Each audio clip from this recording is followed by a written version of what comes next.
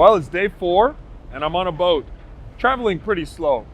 But you know, if you were to get in a plane on the equator and try to fly all the way around the Earth, it would take about 45 hours, plus you'd need to stop twice for fuel.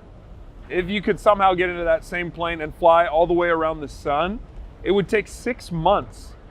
And again, if you could go with me, imagine you could take that same plane into the deep parts of space where the largest known star, CY Canis Majoris, is.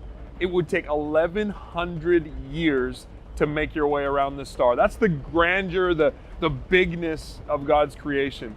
Today, as I was reading Psalm chapter 8, I'm reminded of that. Here, the psalmist says this: when I consider the heavens, the work of your fingers, the moon and the stars, which you've set in place, then what is mankind that you are mindful of them, human beings that you care for them?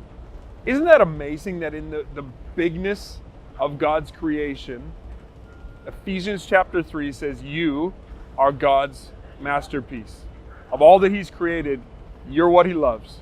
You're the one He cares for. You're the one whose prayer He hears. You're the one whose future brings God pleasure. You're the one He has plans for that are good, to prosper you, not to harm you, to give you hope and to give you future.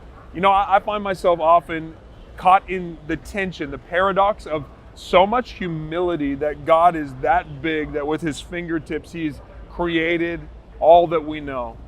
And yet so much honor that in the midst of that, He loves us.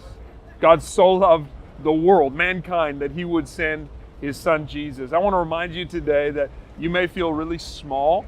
You may feel even in some ways insignificant, but you're so dearly and desperately loved by God. His thoughts are on you today.